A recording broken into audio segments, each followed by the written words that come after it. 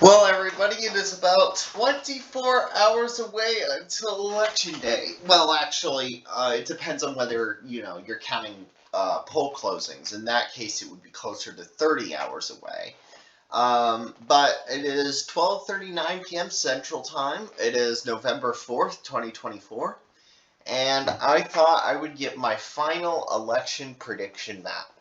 So my last video got around 500 views, which is very nice. It got 5 likes. It got 1 dislike. Um, my map it is kind of controversial compared to other maps.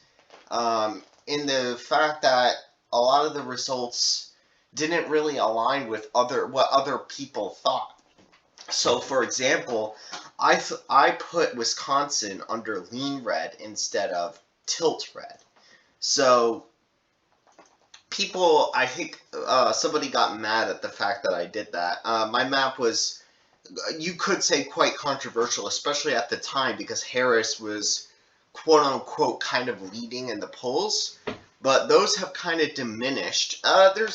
It's kind of diminished, but as far as I know, Polymarket kind of, kind of leaned back to Harris a little bit more, although Trump's still ahead. And there were a few polls that went for Harris recently that looked pretty good. But overall, Trump has the lead in a lot of the battlegrounds. So we're going to build this map, we're going to construct this map, and we're going to see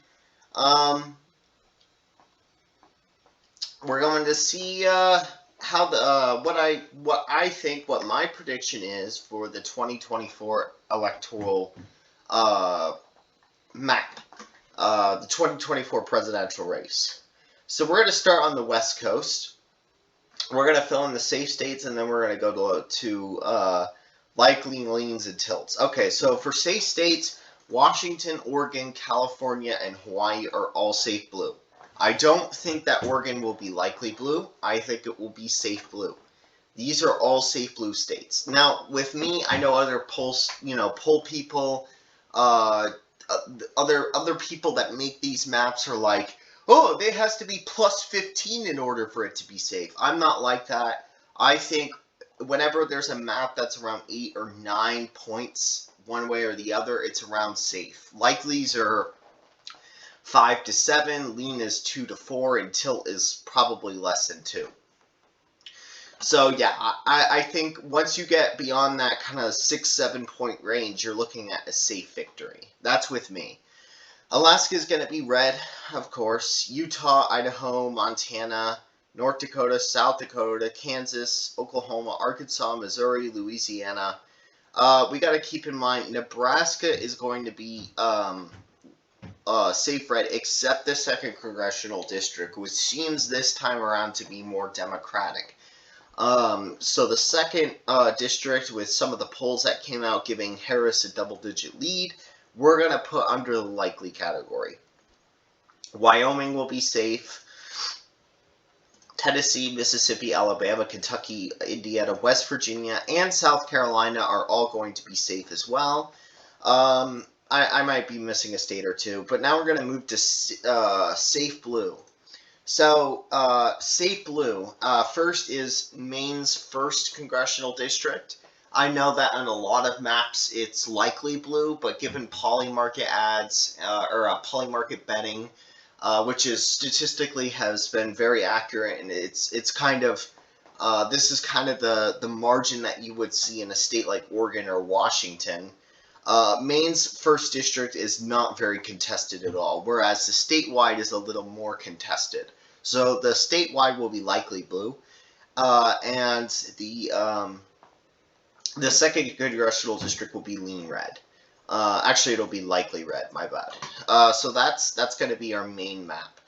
Now for safe states. Vermont, New York, Massachusetts, Rhode Island, Connecticut, New Jersey, Delaware, Maryland, and the D.C. Illinois, I know a few people are like, it's going to be likely blue. It won't be likely blue. It's going to be safe blue for the Democrats this time around.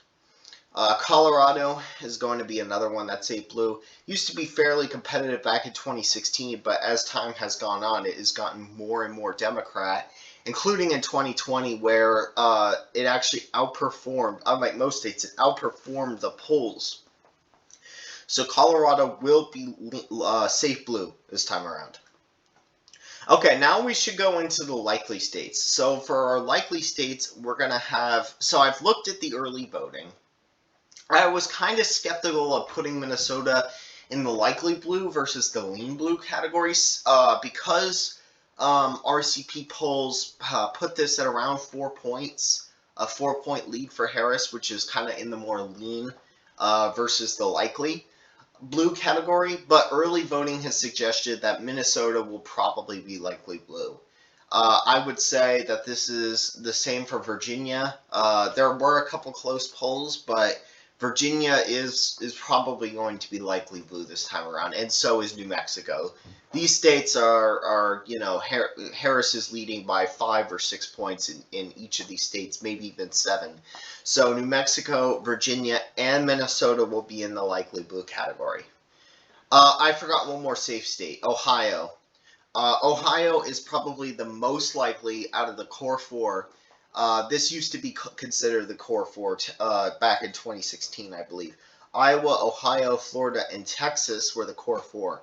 Iowa had that controversial 3-point Harris poll, and Texas and Florida are considerably closer than Ohio this election. So Ohio will be safe red, while Iowa, Texas, and Florida will be likely red this time around.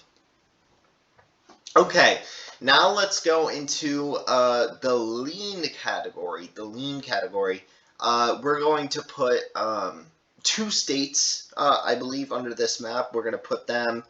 Actually, we're probably going to put 3 states in the lean category. Now, I know this one's going to be a shocker. This one is going to be kind of surprising. But that is the state of New Hampshire. Now, why would I put New Hampshire under the lean blue category? Because it's seen that early voting, which has traditionally been more Democratic, has this time around in New Hampshire been, for some reason, pretty close. I believe that Democrats have only a 4-point advantage in early turnout in New Hampshire. So because early vote is more Democrat, and because they have not, the Democrats do not have a significant lead at all in New Hampshire, I'm putting it under the lean blue category, despite Harris being ahead by several points. That would put her in the likely category otherwise. Okay, now we go to some lean red states. So Arizona is our lean red state this time around. Arizona will be lean, and North Carolina will also probably be lean Republican as well. It'll probably go by around 2 to 3 points for Trump. Trump is ahead in North Carolina and Arizona, and these are the 2 best states that he is doing out of these, the quote-unquote 7 battleground states. So we're going to put North Carolina and Arizona under the lean Republican category. Republicans have done very well in both these states. The reason why we didn't put Georgia under the lean category is because Atlanta is heavily Democratic. It makes up a large percentage of the population in Georgia, Atlanta and surrounding areas, and because he hasn't been leading in the polls as much in Georgia as other states like North Carolina and Arizona. So we're putting Georgia under the tilt red category. Nevada, so Nevada is a controversial one. Right now, Trump is theoretically leading in Nevada. However, we've had a history where Democrats have kind of outperformed the polls in Nevada. This was kind of true back in 2016. In 2016, Trump was leading about 1.5 points, which are some of the margins that we see in states like, Georgia, North Carolina, and Arizona. Arizona is more towards 2 points, actually, but North Carolina and Georgia are pretty close. I had a hard time putting North Carolina in lean. But as far as Nevada, there's no really telling which party is going to win it, because even though Trump is ahead in 2016, Hillary Clinton snatched Nevada, despite Trump being up by 1.5 points. But given Trump's lead in Nevada in the overall polls, And I believe due to the fact that Nevada is actually doing pretty good polling-wise for Republicans, we're going to put this under the tilt red category. So right now we have Harris at 226 and Trump at 268, and now it all comes down to the Rust Belt. So when it comes to Pennsylvania, this is the first one. Pennsylvania is kind of interesting because Republicans have not been leading there as much with a lot of the polling compared to Wisconsin and Michigan. Like, their early voting numbers aren't as good as Wisconsin and Michigan are, which is actually kind of surprising because if you look at polling market bets and you would talk to most pollsters, they would tell you Trump has a better chance in Pennsylvania than Wisconsin or Michigan.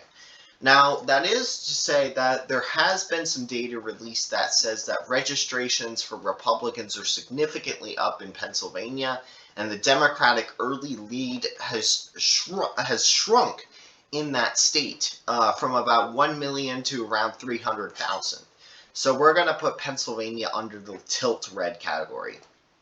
As for Wisconsin and Michigan, Harris is up slightly in these states, but not to the point where I would put her in the lean category at all. But Republicans have had an early advantage in these states. Have had a significant advantage in these states. And when you really look at early voting, you notice that most media is not talking about Trump's lead in early voting, in which already half the country, or over half the country's voted for him, and where early voting is heavily Democratic in general. So we're going to put Wisconsin and Michigan both under the tilt red category. So I have Democrats winning by 226 and Republicans leading by 312.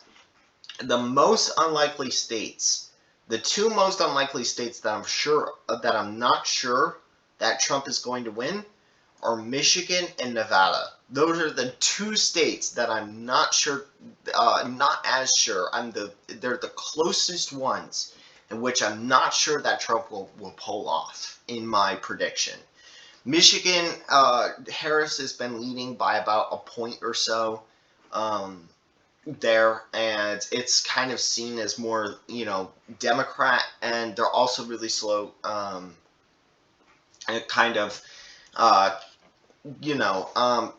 would say that Michigan is a little bit more Democrat than Pennsylvania or Wisconsin. She's leading by a point there, and I think it's going to be a really close race.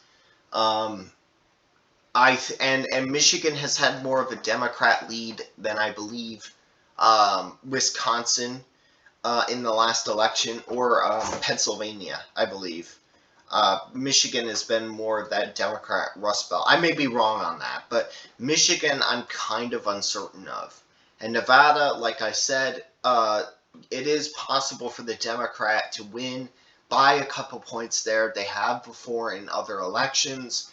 And so I wouldn't be surprised if Democrats were able to pull off kind of a victory there, despite the early Republican leads and despite the the early voting leads and despite the polling in Nevada. So there's my election map: 312 for Trump and 226 for Harris. Thank you, everybody. Goodbye.